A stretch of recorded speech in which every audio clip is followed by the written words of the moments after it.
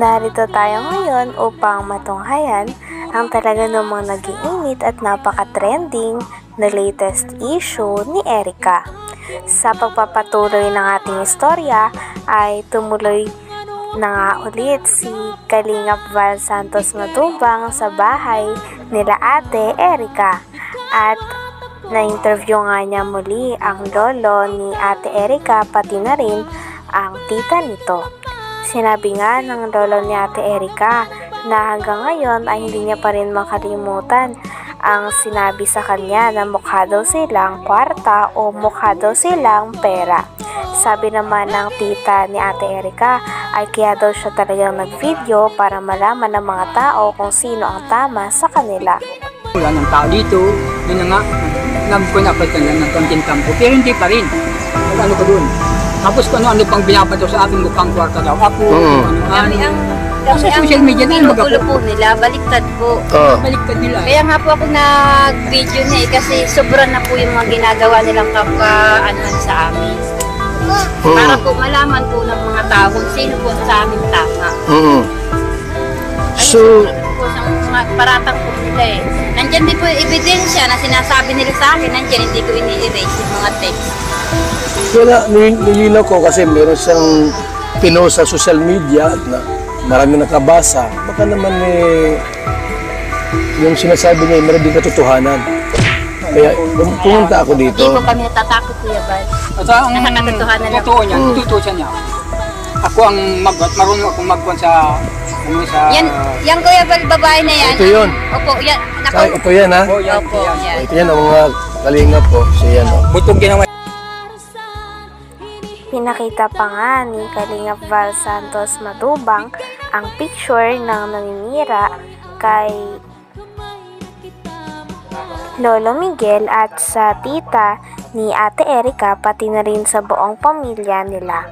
At sinabi nga ni Lolo Miguel na hindi naman totoo ang kanilang mga pinagsasabi at kaya nga daw nag-video na ang tita ni Ate Erica nang sa ganon ay malaman ng mga tao ang mga kasinungalingan na sinasabi sa kanila.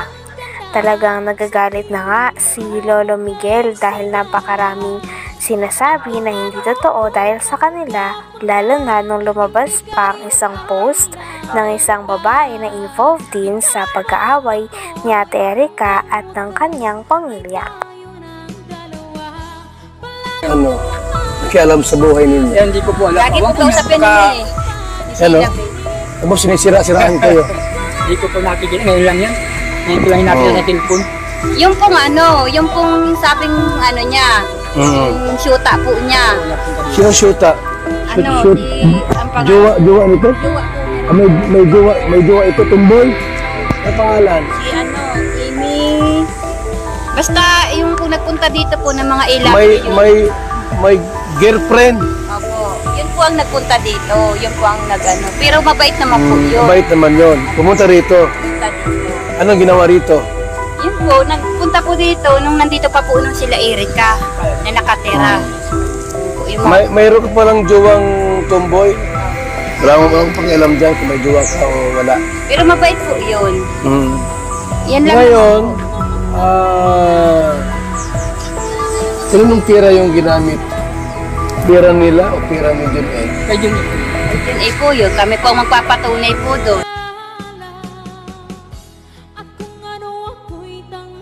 Grabe at todo nga ang pagsalungat ng lolo ni Ate Erica sa mga message at post na binabasa sa kanya ni Kalingap Val Santos Matubang.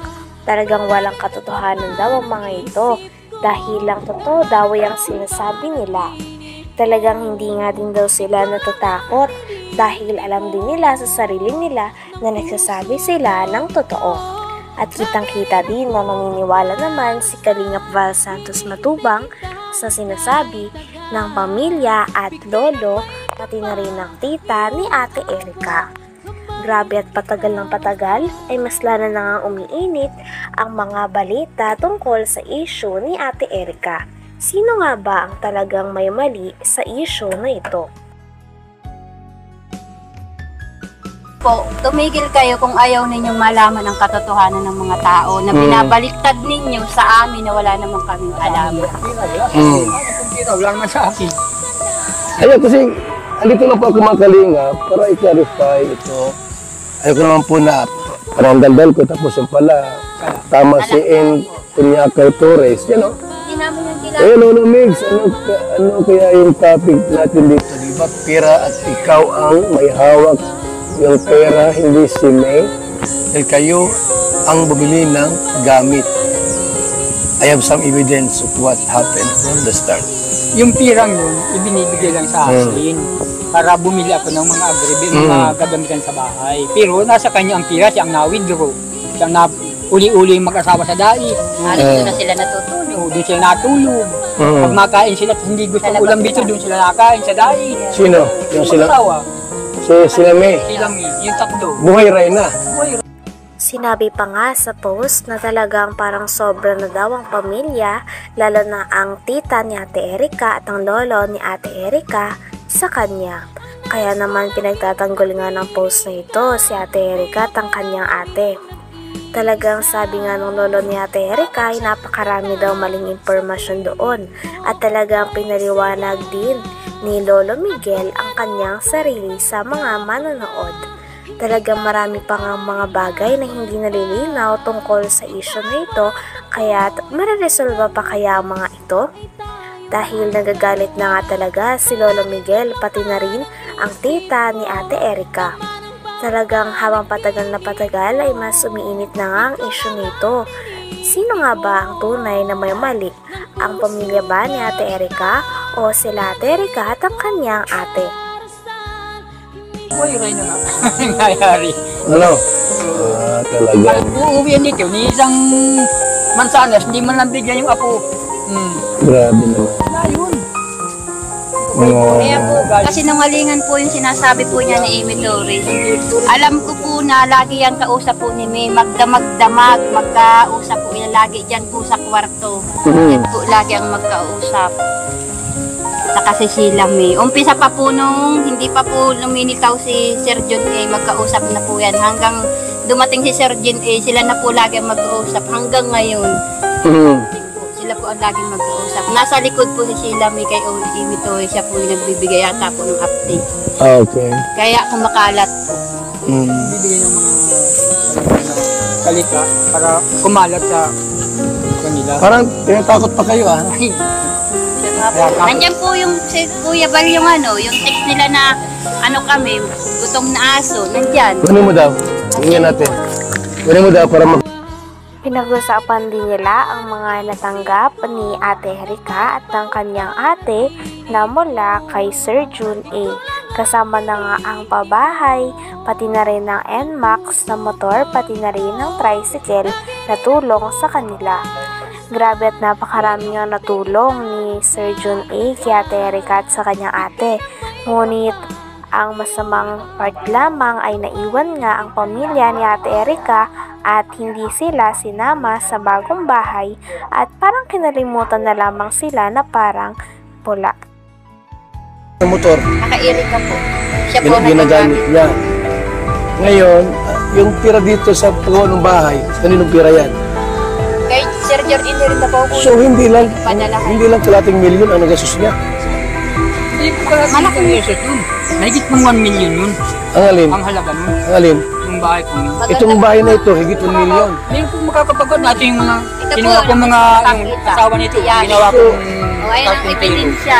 So tayo, kung tutusin, kung puntahin lahat, ba't ang mga 2 million ang pirang brikewan ni Sila na John A? nagpaganda. Baka higit hanggang loob ng bahay. Hindi, kasi may inmax pa. May motor, sidecar, may lupa pa sa dait.